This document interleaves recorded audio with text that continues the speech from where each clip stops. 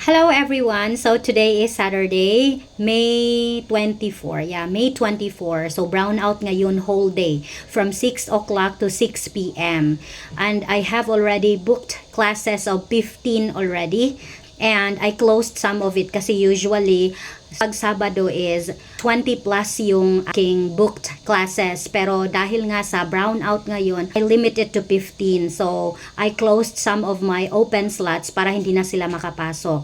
Buti na lang at mayroon akong backup dito. I have actually 2 batteries. Tapos, mayroon akong inverter. And then, I also have my backup internet na Globe. Okay, ipapakita ko sa inyo later on. Iba-vlog ko po para makakuha rin kayo ng idea of my backup na hindi masyado siyang expensive.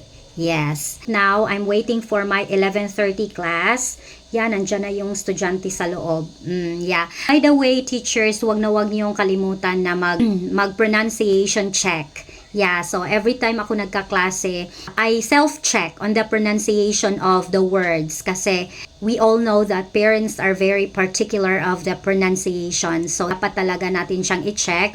So, you have to consult the Cambridge Dictionary. Yun ang pinaka-reliable na dictionary suggested ni 51 Talk so that we could able to listen to how words are being pronounced and then the accent, yung stress ng mga words. So, dapat niyo siyang i-practice mabuti kasi we are not native speakers of the English language so dapat talaga na mag-practice tayo, mag-drilling tayo before tayo magturo sa mga estudyante for self-improvement na rin. That's all. Sige, kasi may klase pa rin ako. Bye-bye!